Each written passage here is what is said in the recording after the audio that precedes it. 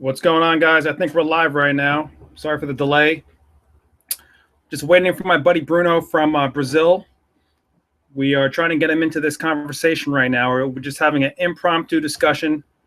Erva Mach, stuff we've been discussing for the past couple of days, past couple of weeks. Let's see if we could get this going.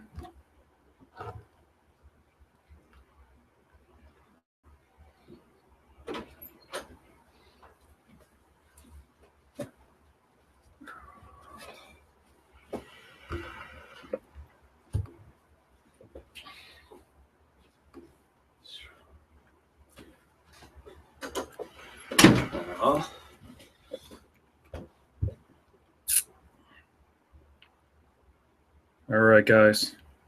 Chill out, make some mate. We'll be right back.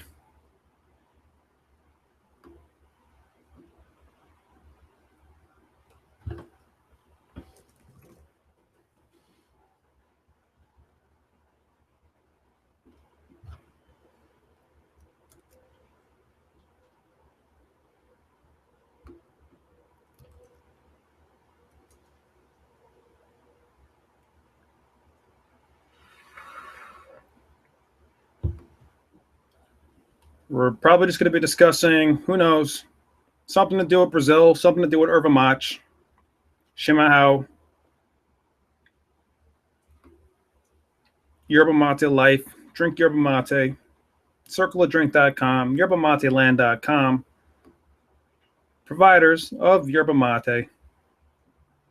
Get it in your system. Really good for you. Powerful stuff. Been drinking it for years. Let's see. How do we get my buddy Bruno in here? Always something with Google Plus, eh? It's never smooth sailing.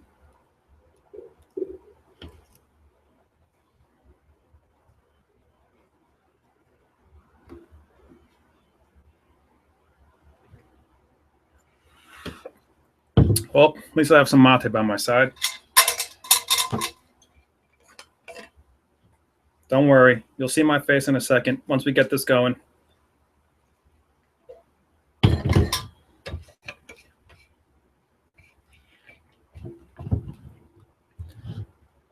the meantime, sit back, listen to the sounds. The sounds of a Matero. A Matero is somebody who accepts yerba mate as more than just a drink, more than just an herb, but as a way of living, a way of life. You drink this stuff, you just feel good, clears your head, connects you to people, connects you to your family, connects you to strangers, doesn't matter who. Just brings people together. You can't say that for all stimulants out there. Some stimulants, they get you going, but the next day you don't feel so good. The next day you're kind of shot. Never the case with yerba mate.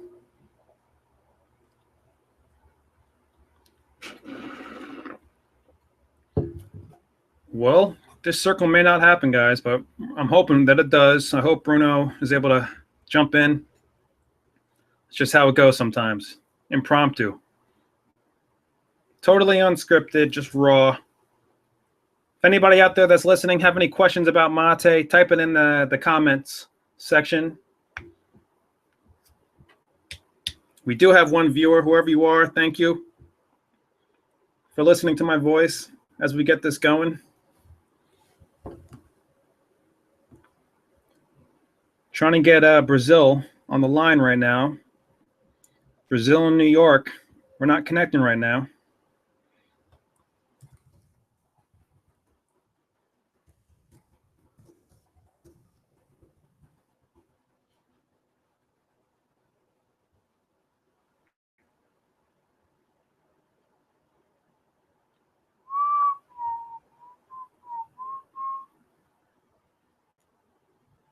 Oh, you hear me? He says he hears me. You hear me, Bruno? I can't hear you, bro. I think you need to hook up your mic or hook up. Do you have video?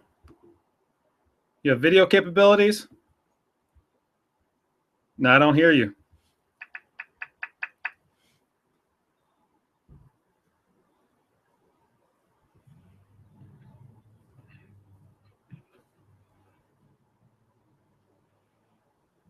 Let me try to resend you the link.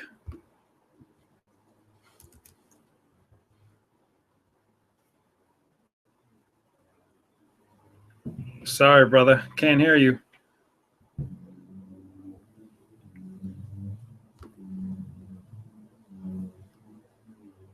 We do have 2 viewers, though. I guess this is just one of those things, you know, how companies nowadays, they're just putting on live streams. Well, it's been happening for a while.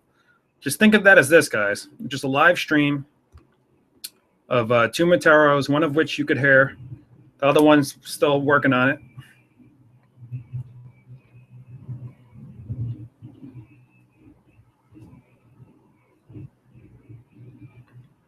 Maybe I'll play some music.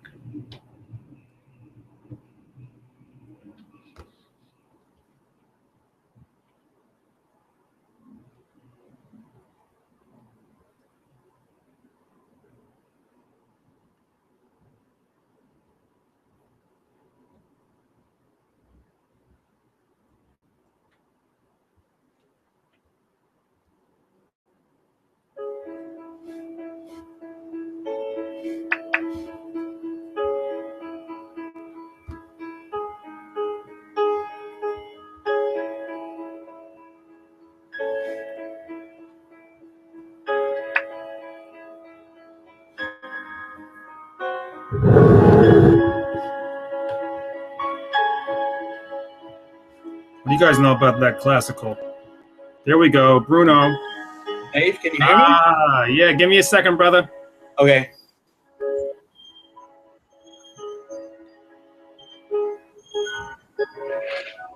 Let me promote this real quick. Technology hates me. Technology, man. Technology is a funny thing. Yeah. You guys know about that classical. Here we go, Bruno. Hey, Give me a second, brother. okay. Let's see. Here we go. We got each other, man. Real quick. Technology hates me. We have about a 15-second, 10-second delay. Oh yeah. I think now we're good. We're good? Okay. That's Jimmy? great. I love the background, man. Yeah, man. Bruno, it's crazy because 2 years ago, you were the first person that was ever like, Dave, let's have a discussion online and record it. That was like 2.5 years ago, 3 years ago. You remember that? 2 years ago. That long ago? It was 2 years ago, man. Wow. That's how the whole like Online video thing. Yeah, you started that, man. You're the one that that suggested it 2 years ago. And I remember it was like August or something like that, maybe 2014 or so. We had our first discussion. That was great, man. So thank you for that. And it's grown, hasn't it? Like Yeah, it's grown, man. We've had like conferences. consistency. You know, we've had like sometimes there's plenty of online circles, and then sometimes it hardly ever happens. But you know, right now we're back in the mode of having them. So it's good that you're here, man. I'm sorry I couldn't be part of most of it because I don't know why, man. I never know.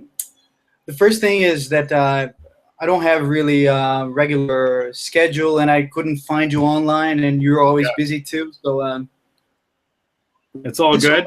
The Circle of Drink that I knew like a couple years ago, 3 years ago, has grown so much. It's incredible. Yeah, man. It's just I gotta give all the credit to the mate, obviously, and the people. The people, you know, they come around this drink, this herb, and they respect it so much that I truly believe that the herb speaks to us in many ways as well. I believe that, you know, plants and humans interact. We have an interaction. We have a dialogue.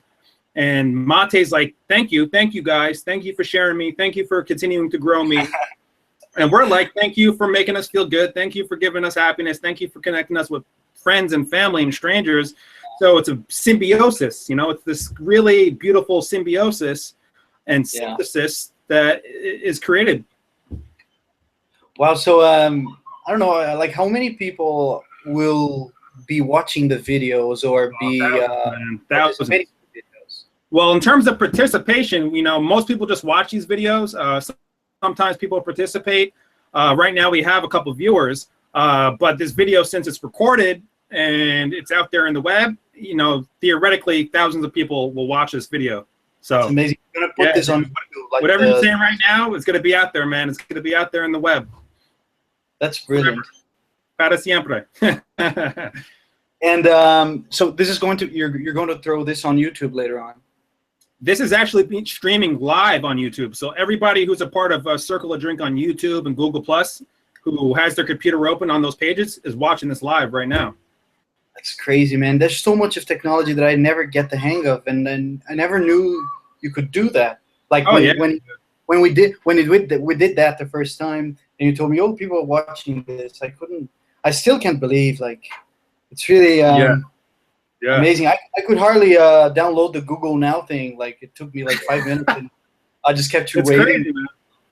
As big as a company Google is, it's still not easy to set these things up all the time. There's so many things, like how do people interact and what links, and I wish it was easier, but at least we're here. At least we were connected. That's brilliant, Dave. You've come a long way, man. Oh, thank you, man. I can't take the credit. Just the community. The community is a great community, Circle a Drink, and great Materos from all over the world. And as you probably have been sparsely following, Erva Mach has been more of a prevalent discussion lately. Erva Mach, Shimahau, which I never pronounced right. Let me hear you say Erva Mach and Shimahau. Let me hear you say those two. Well, you do it pretty well. The only thing is, okay, the first one, we say you will find different accents in, of course, like anywhere else in Brazil. But the way I say it, which is people will say that it's the hillbilly way of saying it, is I think you can call it the retroflex R, which is like the R the way you Americans pronounce it. Yep. Like puerta. Like puerta in Spanish would be porta for people in Rio Grande do Sul, for example. Porta. Porta.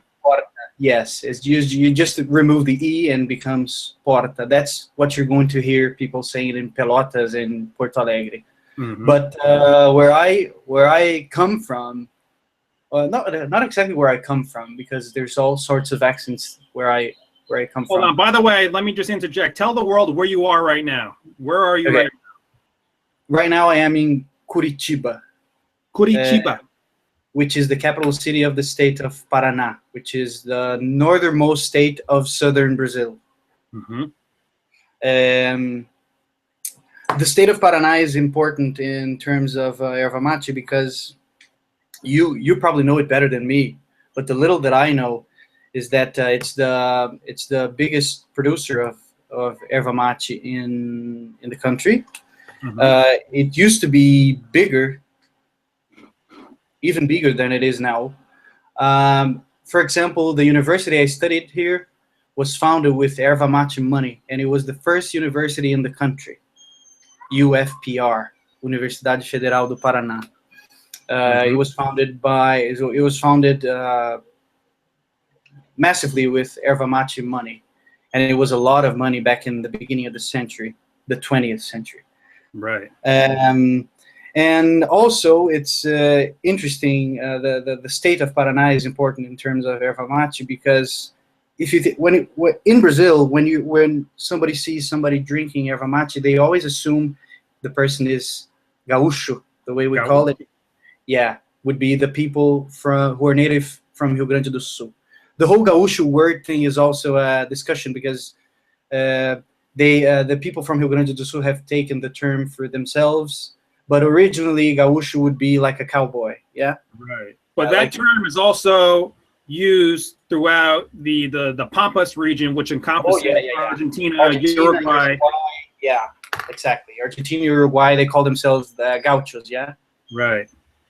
And you say gaúcho. In Portuguese, gaúcho. Yeah, in Portuguese, no matter where you go, you will hear people say gaúcho. Gaúcho. Yeah, the CH here doesn't have the punch to it. Gaúcho. It's more like an S, like a hard S. SH, yeah. Gaúcho. Yeah. And then, but the thing is that Rio Grande do Sul would be the by far the biggest consumer of erva mate, but historically, Paraná. There's different theories. I never know which one is the correct one, or if there is a correct one. But I've read and I've heard people say also, respectable sources, that the first time that the Spanish, when they arrived in this area and they were exploring the west of Paraná, which borders with Paraguay, that in the border with Salto del Guairá and Guaíra, which was one of those reductions of the Jesuit missions, whatever, that was the first time that the Spanish saw the Native Americans, the Guaranis, consuming erva mate ever. So, and wait a minute, where was this exactly? This is on the river, Paraná River. Yeah, we have. Actually, I should know that better, but I always make the confusion between the Iguaçu River and the Paraná River. You probably know the geography of the border better than me. Which river ends where? Yeah, it was the river. It was from what I understood, it was the river, the Paraná River, that runs through those countries, right up through all those countries. You're probably right. You're the one, though, interestingly enough, you're the one that really got me going into the investigation of, I don't know if you remember 2 years ago, you sent me this article about the geographical region of where mate grows, the 500,000 square meters range where it grows. And what I found was that many sources, credible ones, they try to pinpoint the location of yerba mate in the eastern forest of Paraguay. They're saying that's where it was most abundantly found, by the Spaniards, by the Spanish in the eastern forest of Paraguay. But there's so many problems now in terms of you got the Argentinians, the Brazilians, and the Uruguayans all saying that, mate comes from them. But during those times, those land territories were ambiguous. Yeah. So, for instance, current day Misiones, that used to be Paraguay, right? Exactly. It looks very much like it also. So, how do you talk about the real origins of mate when other landmasses, and for instance, after the Paraguayan War, Brazil took back, land from Paraguay, a large amount of land, which was supposedly already Brazilian territory that was lost, as the story goes. Yeah. So go ahead, bro. Sorry to... No. The one thing that I wanted to do before we go on, Dave, probably, I think my wife just called me. I think she's downstairs waiting for me to help her carry the baby up the stairs. Can you hold it? Can you entertain the people? Of course, man. I don't want to ruin this. No, this is just live, man. We're nothing's set up. Just go. Okay, I'll be right back. No problem. So, guys, this is it, man. We're just talking to real Materos. This has never been done before, guys. There's never been a time in history, ever, where so many diverse yerba mate drinkers, Materos, were able to connect digitally like this on such a consistent basis. As far as I know, this is the first time in history this has ever been done and broadcasted. So this is crazy. This is good. It's great to have Materos from all over the world. Anybody watching this, wherever you are, Europe, the Caribbeans, North America, South America, Middle East, Africa, anywhere, Philippines, feel free to contact us. And if you love yerba mate, you want to get in touch with us and talk on these sort of discussions, go live with us, please. We welcome it. That's what we're trying to do with Circle of Drink. All we're trying to do is bridge the gaps. Bridge the gaps from, the Southern Cone to North America to Europe. All the Materos out there in the world, we just want to unite, have insightful conversations, drink yerba mate, be positive people, and that's it. What else can you ask for? That's all we're trying to do here. So Bruno reached out to me a couple years ago. He saw what was going on with Circle of Drink, and he just started educating me, heavily educating me on Brazilian erva mate culture. He put me onto a lot of information that I actually ended up using in my first mate book, Mateology. So I have to give him a lot of credit for helping me understand these things. So it's great to have Bruno back on this discussion. Over 2 years later, we finally have him back. That's just the power of mate. It connects people, diverse people. It doesn't matter where you're from, doesn't matter your class, doesn't matter your race, doesn't matter your ethnicity, doesn't matter your socioeconomic status. All that matters is this. Come together, share yerba mate, be cool, be nice, share information. That's it. That's what yerba mate is. So whatever, guys, we don't know what we're going to talk about, but I am going to ask Bruno a couple questions. I'm going to ask him about these mates. Jimango Especial, their special selection. I'm going to ask him about what he thinks about Jimango Traditional. I'm going to ask him, obviously, what he thinks about these guys we've been talking about. He probably doesn't even know about it. We'll see. And I'm going to ask him about the Quapi. What does he know about the Quapi? I want to get his feedback. He's a Brazilian. He's living in southern Brazil. He's there right now. He's a true Matero. He drinks mate. So he's a good person to get feedback from. And that's it, guys. Who knows? Who knows what's going to happen? I have no idea. I'm going to go back onto Facebook and promote this a little bit more while Bruno comes back.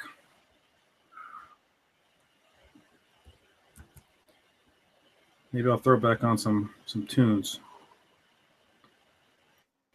And guys, don't be shy if you have questions. And if you could type in, if you see anywhere where you could type a question, or if you even want to jump in with your own video and your own audio, we don't care. Just do it. Jump in.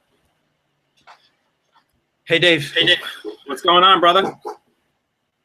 Sorry, it took longer than 2 minutes. Man, this is all unscripted. This is just totally live and raw. So whatever happens, happens.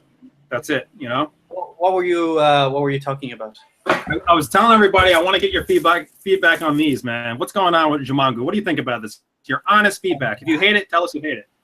I had it, but too long ago. I can't remember now how I liked it. But if I'm not mistaken, this is one of those that are really like a strong green, aren't they? Yeah, real strong green, man. Real strong green. Let me ask you about, you probably haven't even seen these before. I have one of these in my fridge right now. I'll bring it to you so you know. Yeah, right. You serious? That's crazy. You see? You never know. Is this the one? Ah, you got it, dude. I got it, Dave, but let me tell you that. What's going on? What do you think about that? I didn't go crazy about this, no. Let me hear you pronounce it. How do you pronounce that? What? What exactly? The match ecologica. Yeah, it's supposed to be like they're trying to play a game here. Like psychology. They're trying to use like psychology, like mate, the philosophy of yerba mate. Is that? I think it's more like mate and ecology. Mate and ecology. Okay. How do you pronounce that, though? How would you pronounce that in Portuguese? I think you'd say mate ecológica. Mate ecológica. Yeah. Mate ecológica. Yeah. And just real quick, while we have you, how do you pronounce the Erva mach and the chimarrão? How do you pronounce those? Okay. You're pretty close on the Erva mach. Erva machi. Erva. The way I say it, it's Erva. Okay. People say it's ridiculous. Erva. Erva. No. Erva. You can lean on the R. Erva. Erva. No. Not er. Air. Oh. Erva. Erva. Yeah, that's the way I say it. Yeah. People in Rio Grande do Sul will say erva, just the way you say. Erva. Oh, like the Spanish. The Spanish R, exactly. Erva. And which one is most commonly accepted, though? No, both of them. Like half the people will use one, half the people the other. What do you use? You use the erva. Erva. I have the strong R, like the way you use in English. Or erva. Erva. And then is machi or mach? Machi or mach? It's none of those. It's like between them. It's machi. Machi. Yeah, that's perfect. Machi. Mate. Well, the Spanish speaking will say mate. Yeah. Right. Machi. And the chimarrão, your pronunciation is perfect. The only thing is the not ao. Oh, Shimao. Shimao. Say it My again. Portuguese, man. It's so Chimarrão. Shimahome. Shimahome. That's perfect, Dave. That's very good. Shimahome. That's the way All right. everybody says it. There's no second option. Okay, good. I'm glad I'm recording this because now I'll have something to go back on and study. Yeah. So let me just summarize everything. Erva mate or erva mate and chimarrão. That's the way everybody says it. Shimahome. And some things that I wanted to talk to you about, Dave, that I think would be very useful for the people that you're communicating with. A few things. One of them that I sent to you through Facebook a long time ago. Yeah. I don't think you got the alert thing. Yeah. Is a guy that I think you would really appreciate. I think you replied to me. That guy that makes verse used to make verse and dead now. He died a good few years ago. He used to make what? I didn't get that. Yeah, he was a sort of a poet. Uh-huh. But yes, that link. I remember you sent me the link. Oh, you have to share that with the people, man. It's pure mate culture stuff. Like yes. One of those that he wrote. Let me just give you some background. This guy, he was what they called in Rio Grande do Sul, and they also exist in Argentina and Uruguay, although sort of differently. The art is a little different over there. In Brazil, this guy sort of became the one guy who did this, and he created the style, which was making rhymes, but always in sets of 10. Mm-hmm. I don't know the technical term. Like, it's not like, oh, I love you, you love me, we're a happy family. It's not like this. It's always in sets of 10. Free verse almost, but not sort of, but always rhyming. The rhymes are really cool because they're unexpected. They go like A, B, B, A, B, C, something. I don't know by heart, but I can recite something to you, but it's I don't really know the ABBA thing, but it's really complex because when you're sort of forgetting the rhyme, he brings it back again, and it goes, wow. It's really. What's the guy's name? Okay, I'm gonna pronounce the guy's name so you can look for him later on, and the people too. His name was Jaime or Jaime. Some people pronounce it differently, which is like James in Portuguese. Mm-hmm. Jayme. That's his first name. His middle name, which is like his second first name. Can you say second first name? Yeah. We would just go. That would just be a part of his full name, unless it's yeah. Okay, like a second given name. Yeah. Caetano, which is Caetano. Jaime Caetano Braun. That would be a German last name that he has. Braun. Braun. Okay. Pronounce it Braun here. It would be like something. And then this guy, he sort of created this, and he wrote many books. Like I've never read any of them because I discovered him on YouTube basically. Mm-hmm. And he got some. It's all about the gaucho lifestyle.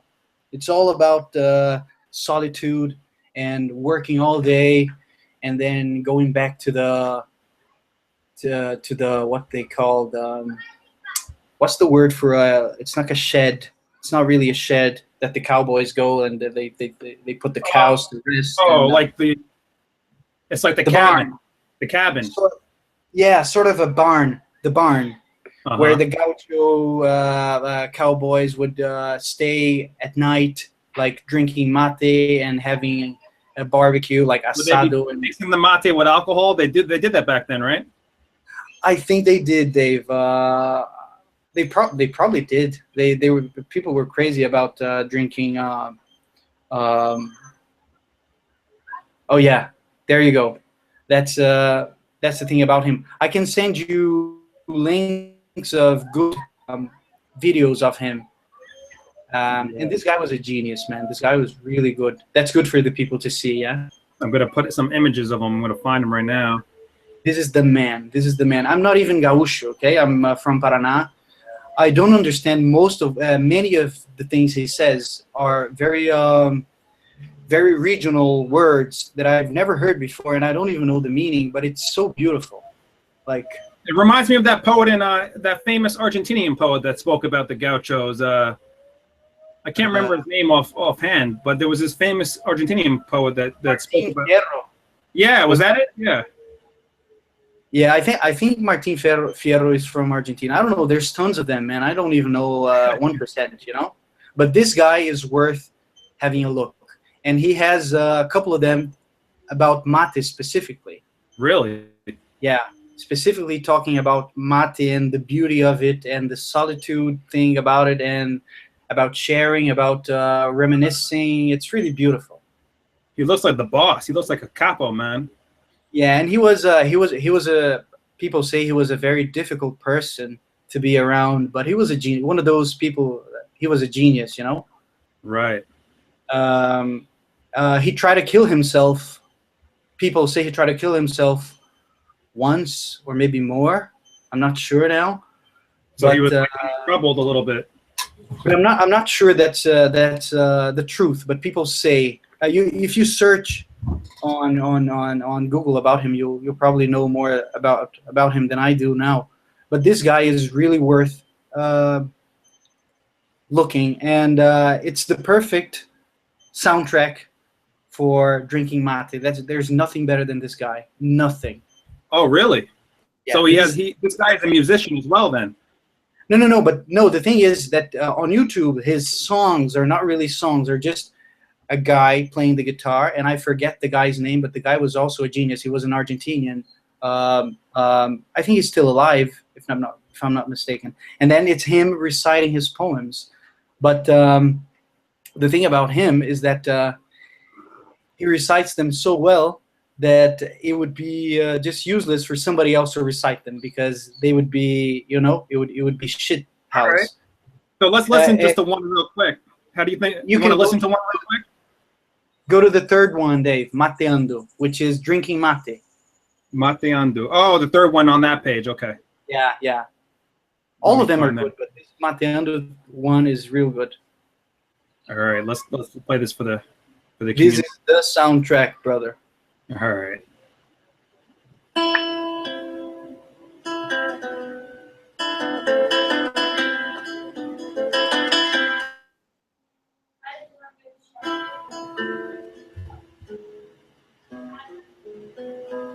It's beautiful. I like it already. That's the Pampa in Rio Grande do Sul.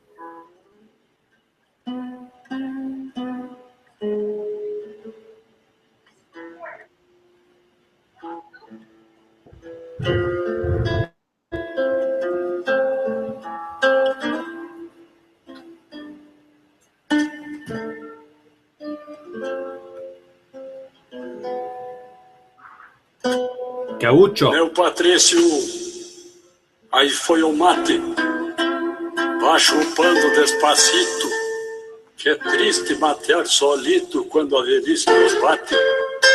Por isso, neste remate, que chegou no arrepio, meu velho peito vazio, que já teve tanta dona, ressonga que nem cordiona nos bailes de rancheria. Me falta fibra, nem firmeza no garrão, pois meu velho coração bem compassado ainda vibra. Quem gastou libra por libra da sorte fazendo alarde, não cala por ser covarde, nem chora por ser manheiro. Lamenta é o sol verdadeiro, que vai burcando na tarde.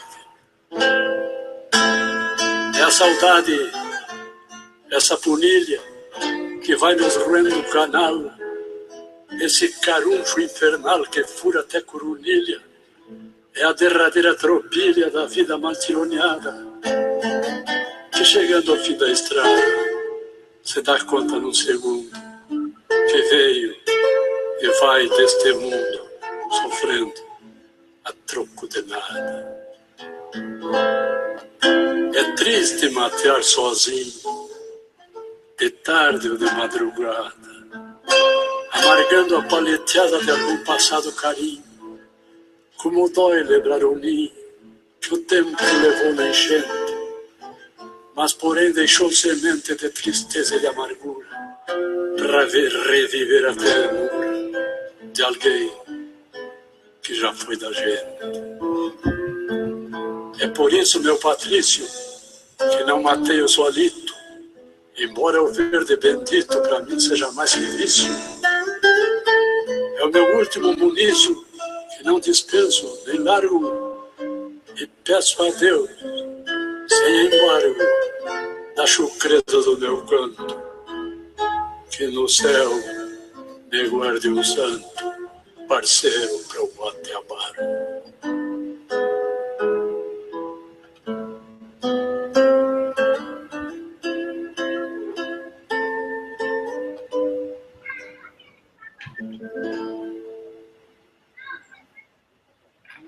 Wow.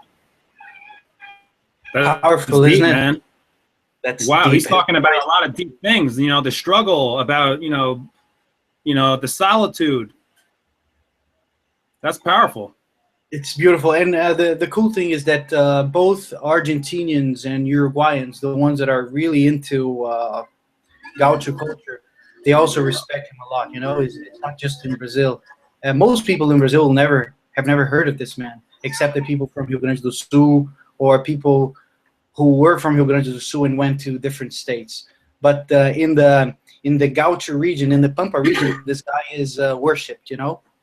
I love the man, like so emotional, so real, so. You don't have to understand everything he says. I don't understand everything he says because many of the words are really regional stuff, and I've never heard him before, but still brings me goosebumps. You know. Powerful. You can tell he's the real deal. Like, you could tell everything that comes out of his mouth is real. He's not just putting on a show. Yeah, I can give you a hand later on, maybe trying to translate one thing or another, so you can share it with the people.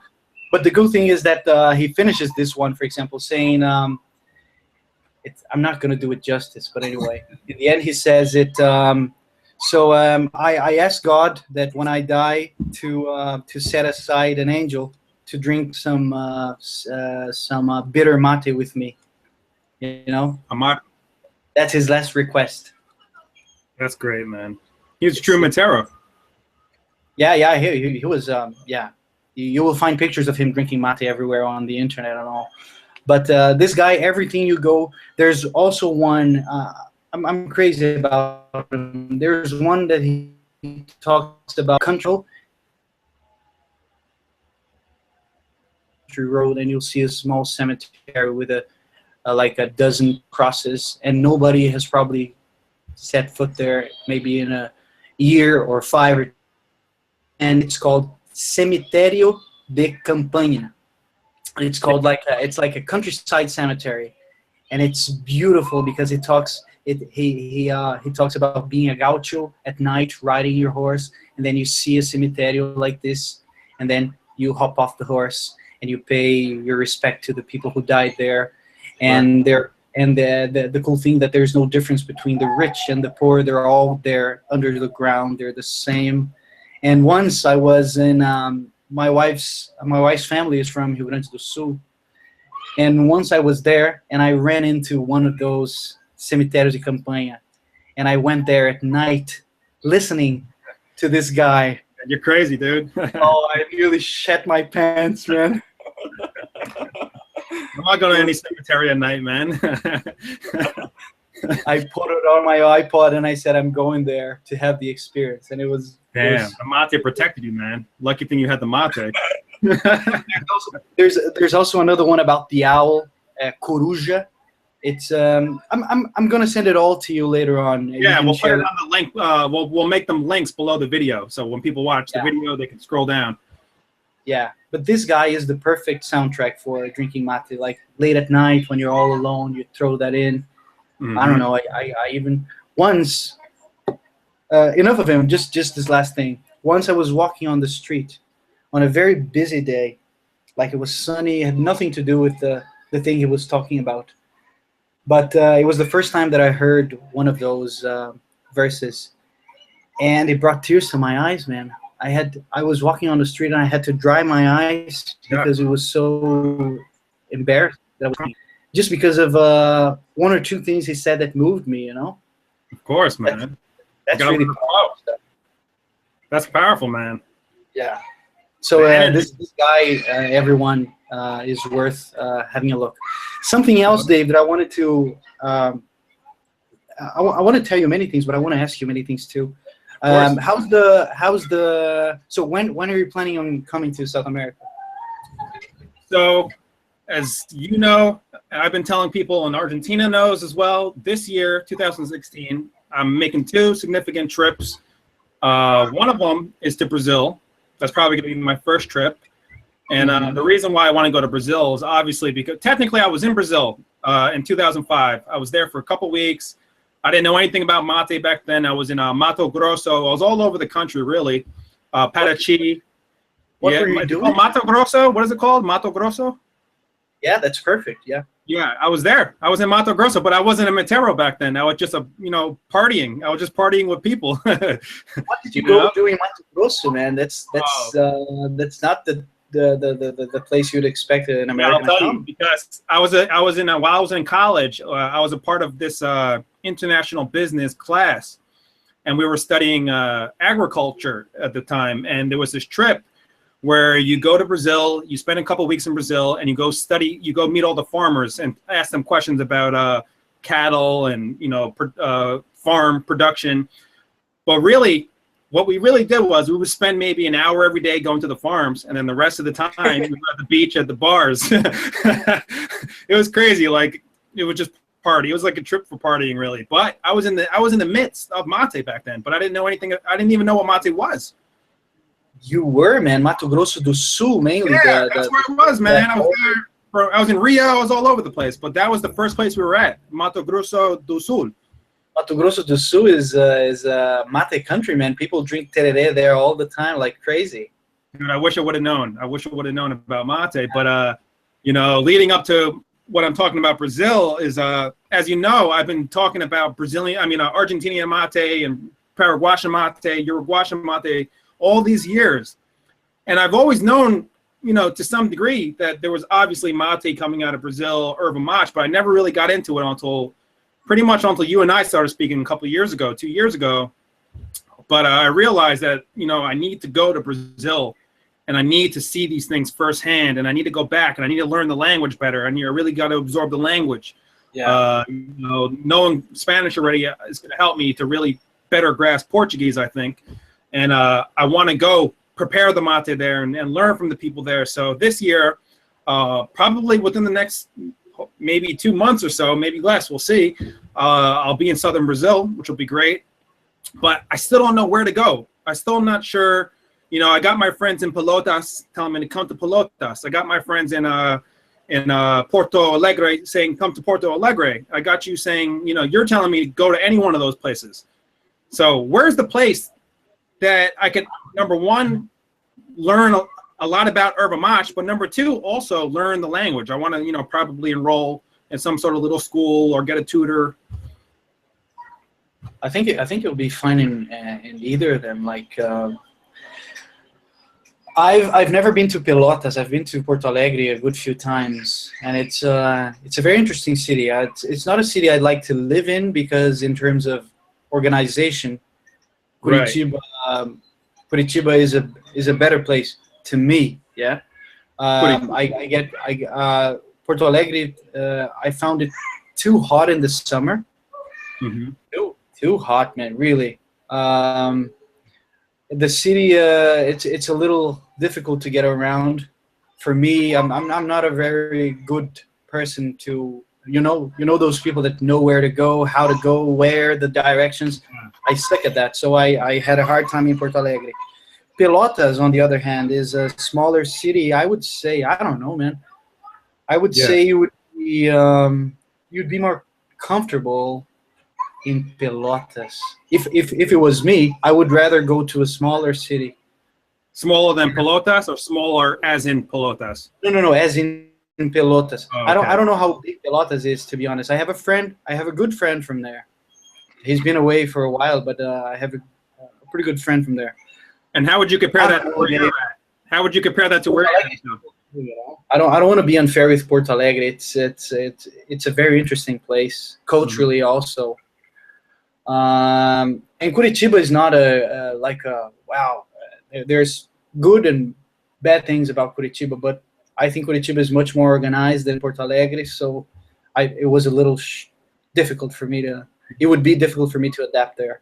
Pelotas, I think, would be easier because also, as you being a foreigner, I don't know, I think it would be bigger of a deal in Pelotas than in Porto Alegre, you know? Yeah. People from the countryside tend to be more welcoming. Yeah. I like that. I like that. It's kind of like, the difference between like you go into the depths of Uruguay compared to like Buenos Aires. There's a difference in vibes, People Exactly. like Uruguay is more, everyone's in sandals and flip-flops and shirts, and everyone in Buenos Aires is more dressed nice. They got their suits on and everything. So, yeah, if I were you, I would go to Pelotas. But it's just that I tend to enjoy more smaller cities. Yeah, me too. That's what I really like, though. I'm trying to go for the real deal. I'm not really trying to go for, I already got all that out of my system, the partying and all that. I want to have fun, but I'm not going there to go to the clubs or anything like that. I'm going there. I want to learn about the history. I want to learn about the people. I want to learn about the food. I want to learn about the mate. I want to learn the language. So wherever the best place for that is, and there probably is no best place, as you're saying, but the smaller, the better for me when it comes to, traveling right now. The small town, real, genuine people, that's what I'm looking for. Yeah, I think Pelotas seem, and you can also go. I don't know how. I'm sorry. There's many things I don't know. I should know, Dave. I can't remember now. Even close like the distance from between Pelotas and Porto Alegre. But if you go to one, you're probably going to visit the other anyway. Yeah. And here in Paraná also, there's places you should visit. For example, Laranjeiras do Sul or Nova Laranjeiras. It's two cities that are really close one to the other that were founded because of Erva Mate too. Really? Yeah. Like even on this package, it says the capital of Erva Mate. It states that on this package. Let me read it to you. Is this Colonel Bianco? Colonel Bicago.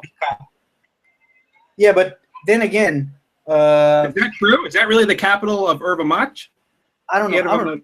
Maybe they call them but there's another city in Rio Grande do Sul called Venâncio Aires, and they call themselves the Capital Nacional of Chimarrão.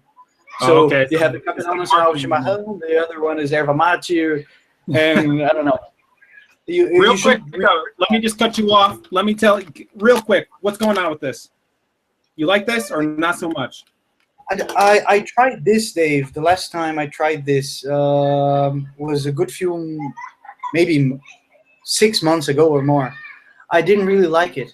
It's different, right? It's different. I didn't really like it. I don't know. I didn't like the taste of it. Was it like too green for you? Was it like too kind of like? I think it was too green. Yeah. Very green. Very green.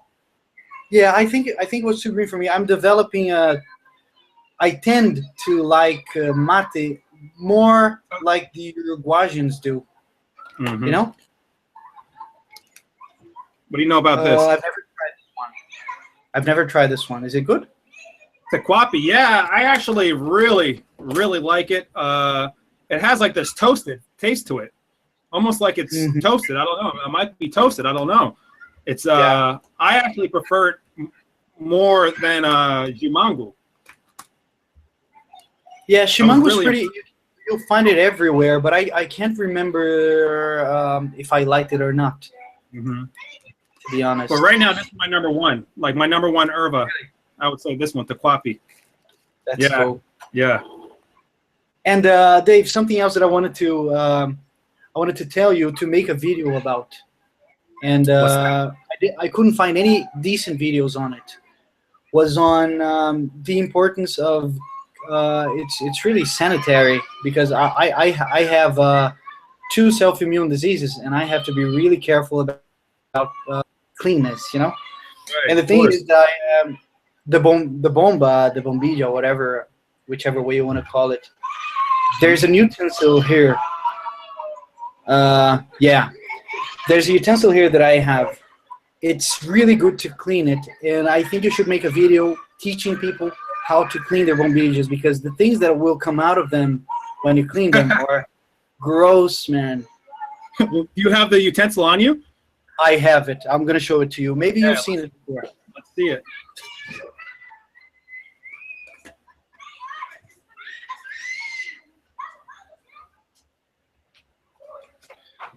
Have you ever seen this, Dave? Oh, of course. Yeah, that's like a pipe cleaner. Yeah, sort of. I have one of those. That's right. Okay. I The thing start is, using one of those. do you sell those? You should sell those. No, but I should. Let's get it going. This is Buy me the some more. deal. If you use your bombilla once, just use it once, Yeah. and then leave it like for a day sitting. You wash it, okay? You wash it and you leave it there, and then the next day you go and you apply this. You can do this like 10 times, and there will still be black stuff coming out of it. What? So wait a minute. That's a common utensil that Materos use in Brazil to clean their bombilla? Yeah. You'll see this in every most supermarkets. And that's specifically tailored for the bombilla, the bomba. Yeah, this is specifically for the bombilla. It's sold on the Erva. We gotta get those. We have to get those. We have. I don't know if I can find a way to send it to you, because you have to sell this. This is paramount. Yeah. You'll be drinking from a bombilla if you don't use this. How often do you clean your bombilla with that? After I saw how much scum comes out of it, every I don't know, every week. Every I try week. to boil them in a pan, and then I do this, and there's always, it's never 100% clean. You can never clean enough. Yeah. You will find. Wow. See, the Argentinians taught me something different. They just taught me, I guess, half of the equation. They taught me just to boil the bombilla for about 10 minutes. That's it. They said just boil it. Call it like curing the bombilla.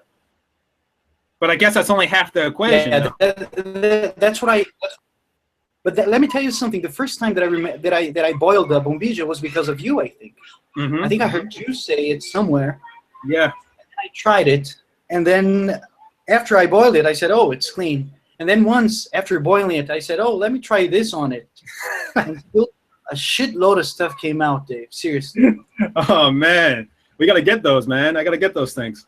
Yeah. So I think boiling is good because you heat the temperature and you make it easier to come out, and then you come with this. And if you do it 10 times, I bet you'll get the black stuff out 10 times. So you can never clean enough. We have to find a way to send you this so you can sell to the people worldwide, because if you don't have this, you're drinking from a filthy bombilla, brothers. Right. All right. That's coming, man. That's coming to Circle of Drink. You heard it here. You heard it first. 100%. You see, this is live, man. This is live development of Circle of Drink, literally live, being created right now. Product development right now. History. Now, let me ask you something. Why is Erva only popular in? Let me see if I got it correct. In the 3 southernmost states, which are Paraná, Santa Catarina. That's perfect. And, now is Rio Grande do Sul a state? So those 3 states. Perfect. Okay. Why is it only popular in those 3 southernmost states? Why hasn't it proliferated throughout the country? It's okay. The first thing would be because those 3 states are the only ones where erva mate occurs naturally. Mm-hmm.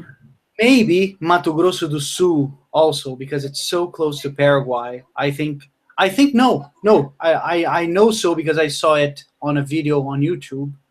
It also occurs there in Mato Grosso do Sul. We never remember to talk about Mato Grosso do Sul when we're talking about erva mate, but it also occurs naturally there. I'm going to send you the documentary.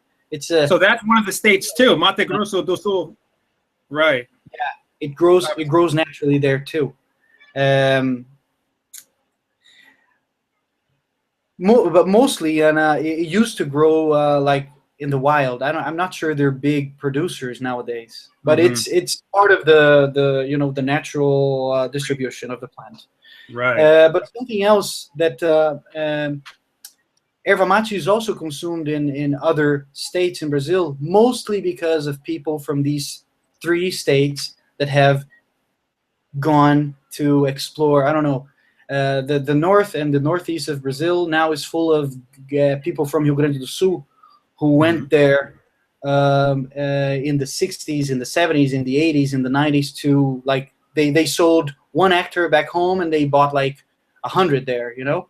Yeah. And those people, gaúchos here in Brazil, people from Rio Grande do Sul are famous for being pioneers. Like they will go anywhere where there's work, where they can grow stuff, where they can farm.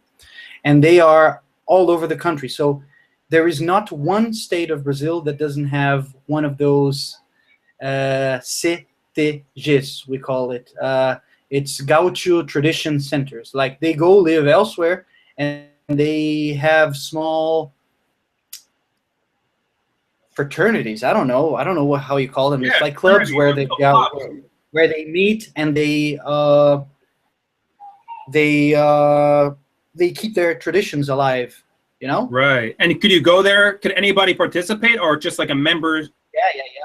More than welcome. Wherever if you go to the Amazon forest, you'll not the Amazon forest, like the Amazonas, the state, you will find Gaucho tradition centers there, and you'll be welcome. And people will be dressed as gauchos and drinking mate, and it's crazy. So the gauchos are really well known as being hardworking and pioneers. They will go anywhere where they're able to farm, and they have taken the habit of drinking mate along with them. I think Mato Grosso do Sul is a bit different because their habit of drinking mate comes more from being in the border with Paraguay, and like Paraguayans coming and going, because it used to be Paraguay in the past, as you know. Right. But it's something like what you're doing in the U.S. and the world. Like one person goes elsewhere and shares the word, and people start drinking. It's happened in Brazil too. Like nobody in my family ever drank mate ever, because none of them were from the original region.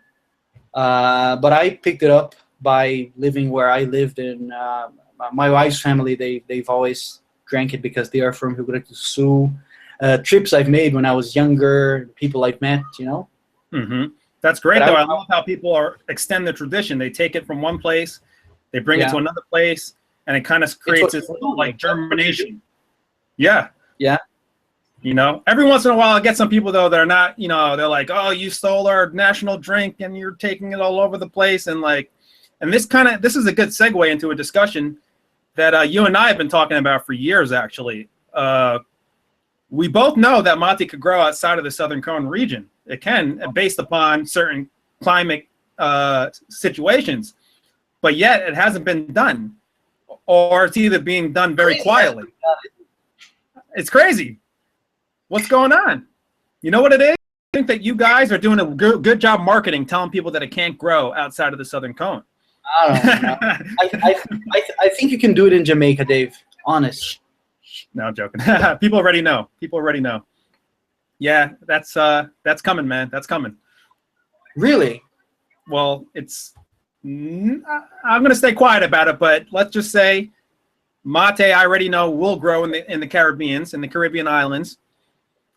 Have you started yet? I can't give away all my secrets. Okay. Maybe off here. But I think you can do it in some parts of the U.S. if you try. Of course, it'll grow in Florida. Definitely grow in Florida. There's no doubt about it. In fact, I really believe that mate will grow indoors, hydroponically, with just water supply and nutrients. It's already being done with regular tea plants. But that's a whole nother that's another situation. I don't know if I'm really for that at this point, growing mate hydroponically indoors. I don't know. I like mate to be free. Mate needs to be free. It needs to be outdoors. Yeah. I agree with you. But you did put me in touch with a lot of scientists and at some universities, which I've had some really good conversations with. Yeah, oh, they did. One of them got back to me. We had a conversation, man. Oh, that's pretty good. Which one was it? Do you remember his name? Crespo? I don't even remember. I don't remember which one it was. It was two of them you put me in touch with. I think actually they both got. I think they both responded actually, but one of them was really more adamant. One of them was really like getting more into. Sent me some information. One of them actually sent me this manual, this really crazy manual on growing yerba mate. Like it was like a big PDF on like really intricate ways to grow yerba mate, like really detailed information. It talked about for that. like, I thought they never gotten back to you.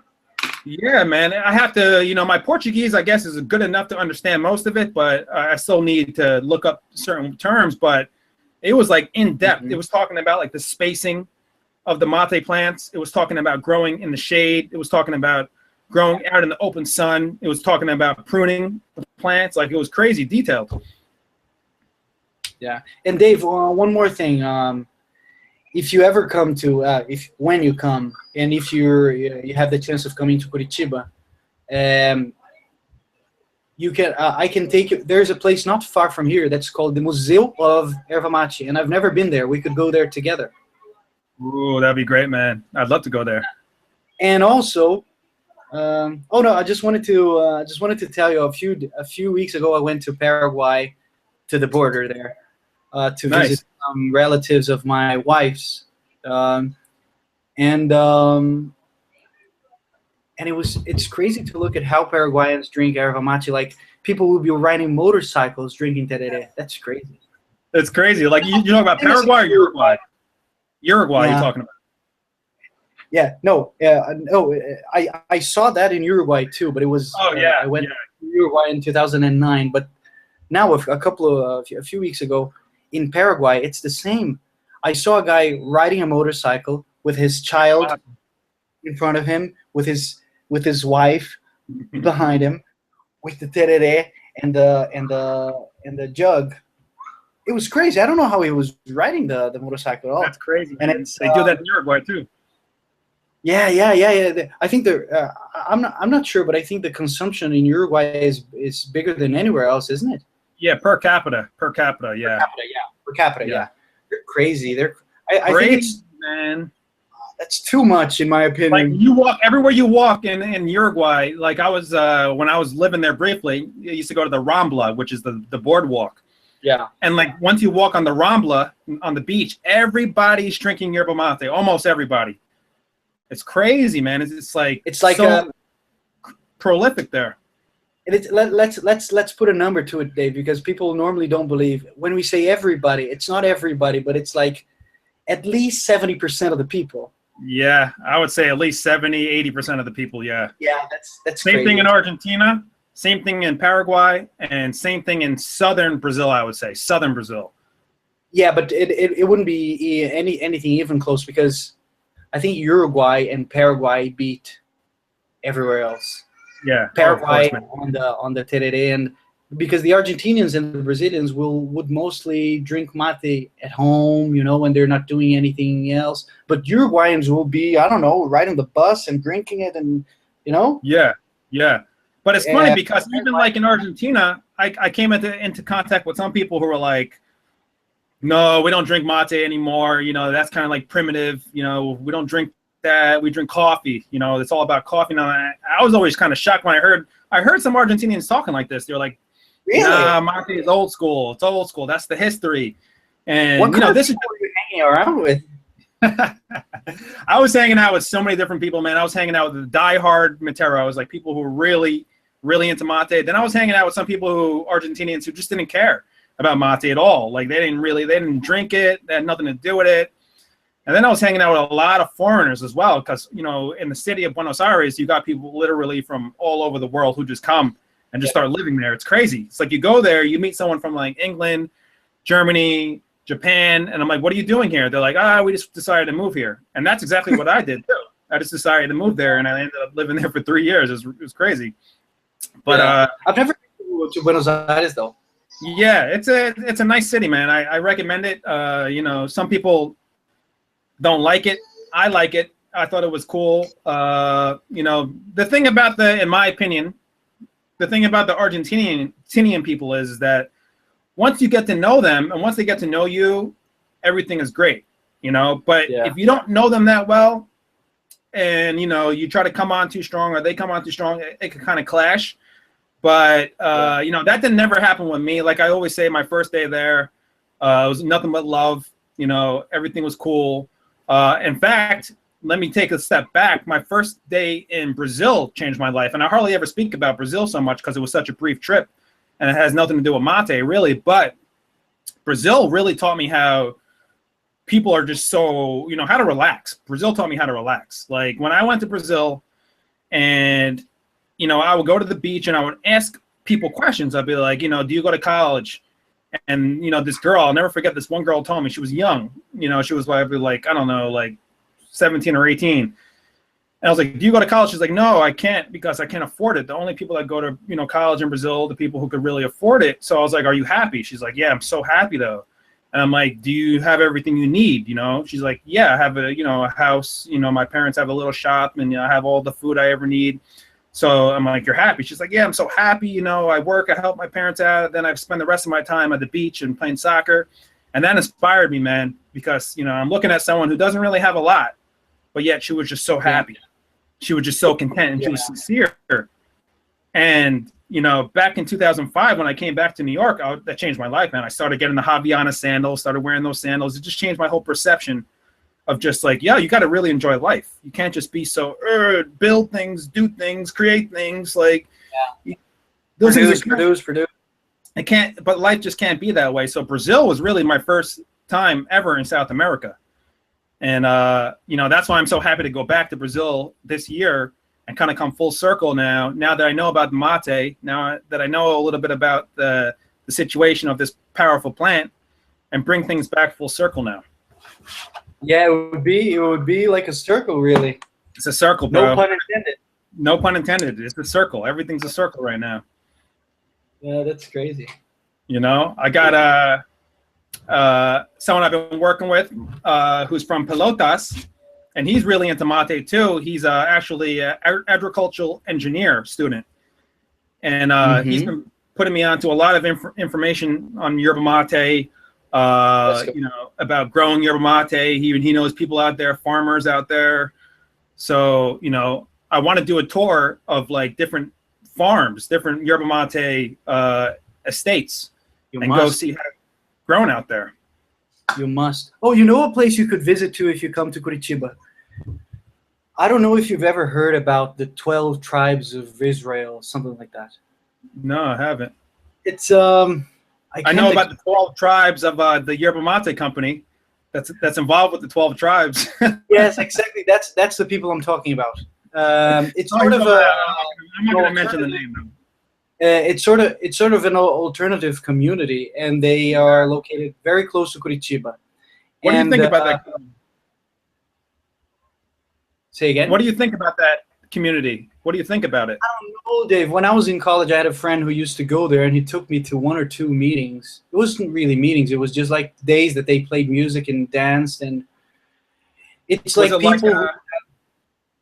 Go on? No, go ahead, bro. Sorry.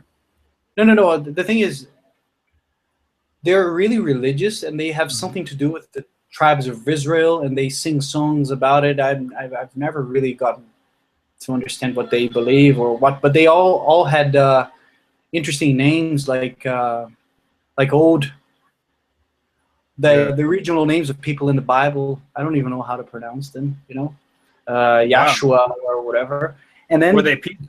They produce their own food. They produce their own soap and shampoo and whatever. And then later on, I got to know that they produce yerba mate, really good quality yerba mate. 12 tribus. Have you ever seen it? Well, this is the thing. From my own research of the company, I'm not going to mention the specific company, but from my own research of the company, they have, from what I could tell, they have this. They have certain mate that they sell in the United States under one brand, under the name. They do? Yeah, and then they have another name of the local mate that's produced for the local population in Brazil. So for me, I still can't put it together. I never really put it together what they're doing and how they're distributing. But it seems as though that they have different brands of I don't know if it's the same mate or different mate. I don't know. I just don't know. But I would say that company, I think, is probably in the top 5 yerba mate companies in the United States of America. That's crazy, Dave. I never knew that. I know that they have 100%. They have a big relationship with one of their units in the U.S. because I remember. I respect that company. Americans there. I really respect that company because when I first got into mate, they sent me a whole bunch of mate all the time for free because they saw what I was doing and they just said, "Hey, Dave, here's some mate. Here's a pound. Here's 2 pounds." They were always very nice to me, very, very nice to me, and I have nothing but love to talk about them. And it's I just don't want to. Well, when I first started drinking it, I thought it was the best mate in the world because I just didn't know any better. And to tell you the truth, I still do think it's a pretty good mate. But the thing about that mate is that for me, when I was drinking it, it has a short cycle. So it kind of goes away quickly, very quickly, the taste, very quickly. I don't know. That was years ago. I haven't had it in years. I don't know if it's changed. But in terms of the taste, I always really loved the taste. The taste was incredible. That was the first Brazilian yerba mate I've ever had in my life. And I was like, yo, what is this stuff? It tastes so great, like green and malty. So I do know, people have written me over the years and say, this company is associated with this religious group. And, I did research on that religious group. But for me, I can't say anything bad because I just don't know. I would never talk badly about anything that I don't know. Well, me neither. That's the thing. I don't know anything about their religion, but I know it's connected. It's a community, and they have their religion and then produce the yerba mate, and it's pretty expensive because it's real good stuff. How do you think about that mate, though? What do you think about it? Yeah, it's real good, but I had it too long ago. I don't know how it. I like to have it now like it, but when I tried it, I really liked it. I don't remember thinking about how strong it was or anything. I just really liked it. But it would be a place. I don't know them. I don't know anybody there anymore. It's years ago that I visited them the last time. But we could arrange to go there and to visit. I would love to. I want to go. Yeah, we could. It would be nice, a nice experience for me as well. Let's do that, man. Let's go there. Yeah, and will they let us play some music with them and hanging out in their circles?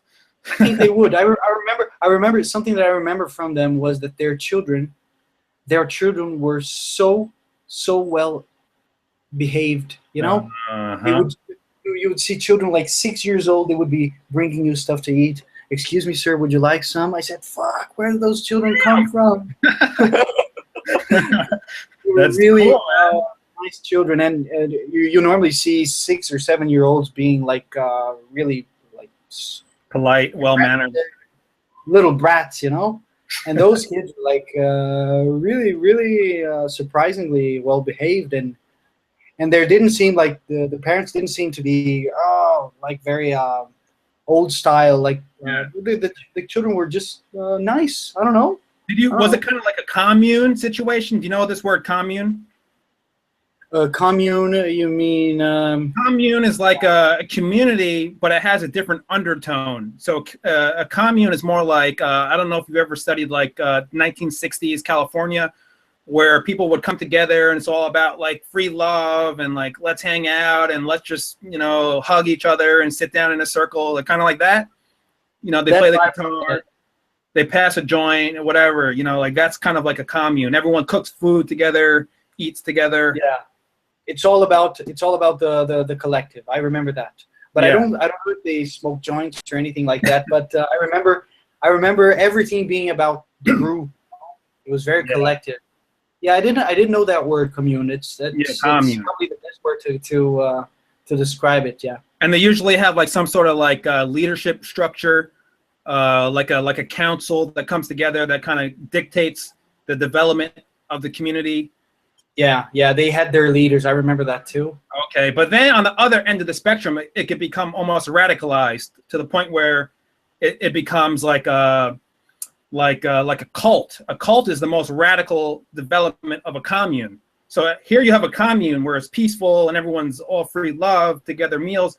But then sometimes those things could turn into a cult where you have usually one or two people who become very powerful inside of the commune, and then they begin to dictate with with high levels of authority on what should happen at any given time.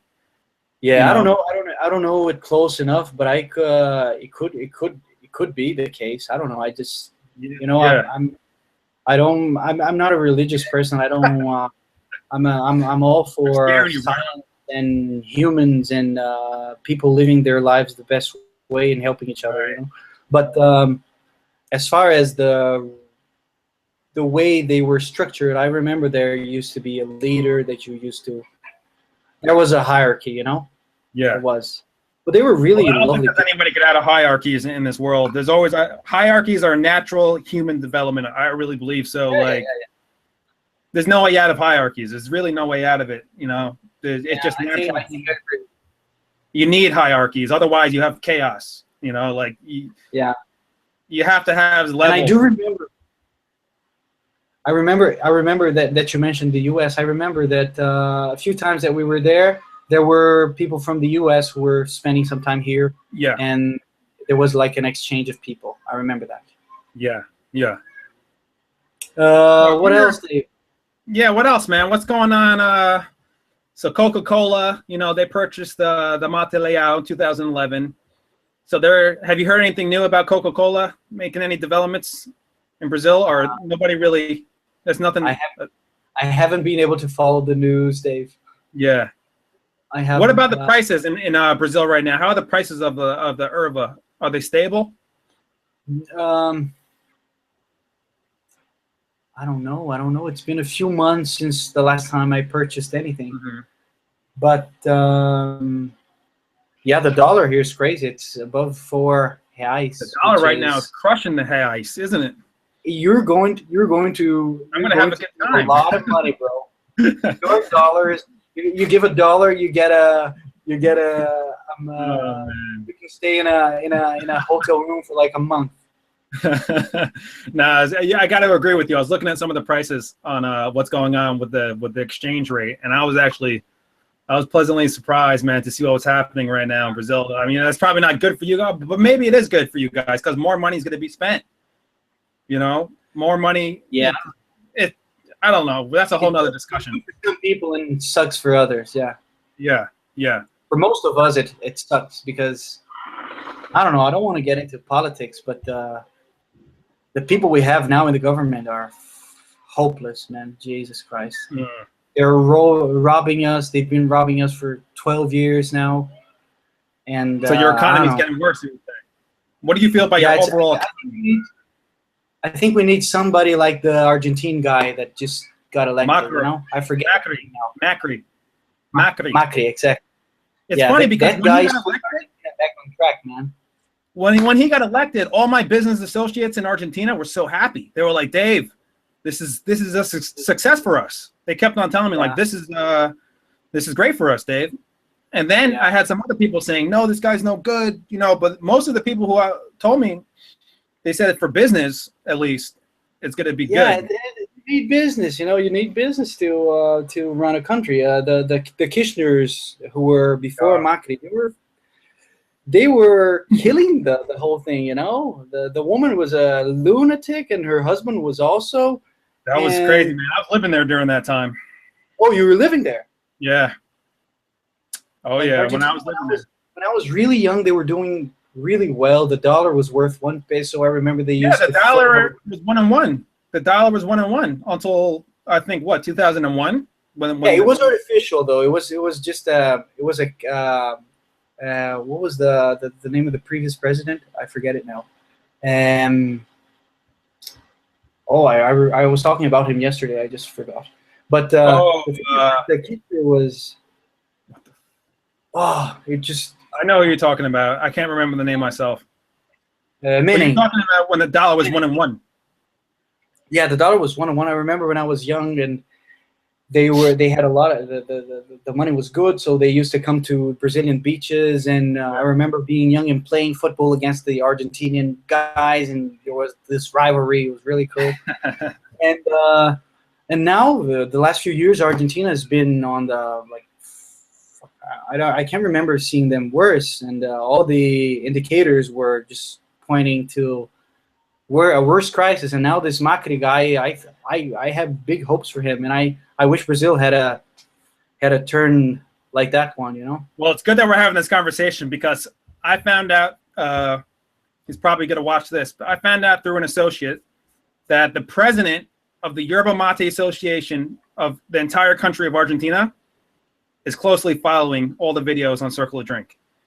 That's so crazy. This is good. That's good. So he's probably going to hear everything we're saying right now. So this is good that he, you know, that he picks up on. I hope he agrees with us. If he doesn't agree, I don't know. Let's exchange ideas. Let's learn. Right.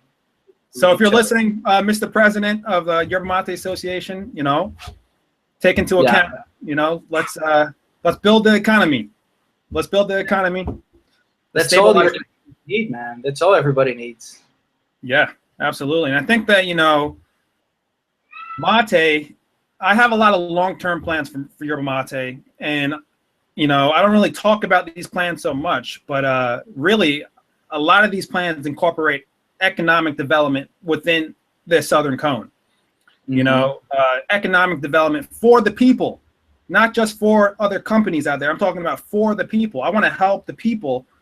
And I don't have this messiah complex. I don't, you know, I'm not trying to help everybody with everything. No, I'm just trying to do what I know how to do. You know, I know how to create entrepreneurial situations. You know, I've always known how to do that. You know, well, I was born an entrepreneur. But everything that I get involved with, every single development project that I get involved with, you know, I try to think long term. How could I help the people that are helping me create these companies, that are helping me provide these plants, mate, in this situation? How do I help those people? How do I return back the fruits of their labor to them? Yeah. So, you know, this is something that I'll be talking about as the years go by, but this is the long-term vision. You know, how do we create collectives of people who are not just, for instance, I was reading this report in Paraguay. The average mate producer in Paraguay only owns about 1 or 2 or 3 acres. And they're not really making any money. They're selling their mate to larger corporations that are making millions upon millions of dollars. You know, they're paying them cents. No, if I have my way, that's going to change. You know, if I have my way, I'm going to change the entire economic development of Yerba Mate throughout the entire Southern Cone region if I have my way. You know, so I have long-term plans. Yeah, you know, so I'm looking forward to witnessing the change because it's really unfair, man. The way it is. The amount I can't of money have that. I don't want to be a part of anything where people are getting taken advantage of. You know, where people are working hard for pennies. I would never want to be a part of anything that people are, you know, basically enslaved to a job that pays them nothing and they're doing, you know, 1,000% of the work. Yeah. Can't have that. That needs to change. And Yerba Mate has a long history of disgusting slavery. They used to be slaves. People who harvest the Yerba Mate used to be slaves. I don't know how much they would. When I was in college, this is about 10 years ago. I remember once. You remember I studied Florida, and then once we were in a farm. And then we bumped into a group of guys who were harvesting Yerba Mate. Yep. And they were making, I don't know, ridiculous. Like, I don't know, Dave. It was enough to buy a meal. Yeah. They would sleep in a hut, like 15 men all together. Yep. They would spend like a couple of months there. And then, you know, like modern slavery. Yeah. And that's why I know the company they were working for, but I'm not going to say it. Yeah. We're not here to bash anybody. You know, that's why I have a lot of respect for Guayaquil. You know, Guayaquil is the largest yerba mate company in the United States. And, you know, their whole mission is to reforest the rainforest, to create more jobs and to build more land, protect the land and to conserve. So I love what they're doing. I love their mission. You know, they're true in what they're doing, you know, Guayaquil. I don't really drink their mate too much, you know, but in terms of their plans and what they're doing, I got a lot of respect for them because they're true and they're really trying to help people. So I have no problem helping to promote. You know, I can't tell you how many times I've sent people, customers who are like, Dave, you know, I just want to buy some good mate that's not expensive. I say, all right, go to Guayaquil. They have pretty good mate that's relatively cheap in terms of price, not in terms of quality, but in terms of price. So I send them business all the time. I have no problem doing that because it's helping the world. It's helping, people make money, fair trade money. So, my plans are a little different, and over the years, my plans will, be exposed. But suffice it to say, I'm right there with them in terms of helping people, helping, conserve land. But my projects, like everybody has a different mentality, different personality. My projects is going to be different with a different energy behind it. But make sure you right zoom now, in as you go, Dave. Exactly. I will. I want you to be a part of it, actually. Perfect. I'll just go there and walk around and give orders. Say, I know the owner of this shit. I can't do it alone, man. I'm going to need your help at one point. That's going to be a global operation, man. Global operation. Southern Cone. No doubt you're going to make it, bro. Of course, man. Global operation, man. So, dude, man, this has been a crazy conversation. I'm so happy that we were able to reconnect. We've gone up and down, haven't we? Yeah, we have, man. I think it's just the beginning. I'm definitely coming to Brazil this year, and we're going to meet up, and we're going to continue the discussion. We will. Dave, I don't want to be abrupt, but I really have to go to the bathroom. No, that's fine. We were just ending this conversation, man. We were just ending the circle. But Bruno, man, it's been an honor, bro. Thank you so much for coming on to this little, what I'm calling like the Mate studio now. The Mate studio where we just talk one-on-ones and we just share information. It's crazy, and we're like the whole world separates us. Like we're 5,000 miles away from each other, man. At least 5,000 miles away. And I can talk to you better than I can talk to somebody 100 meters away from me. It's crazy. Likewise. Likewise. Stops to amaze me. Amazing, bro. So listen, Bruno, we'll continue this again. We'll have another conversation, and we'll try to have several of these this year at least. And we'll keep it going, brother. Let's make it something more consistent. Yeah, consistent. There you go. Yes, brother. So thank you, Bruno. Salud, man. Salud, bro. I'll see you again. I'll see you again, bro. Have a good one.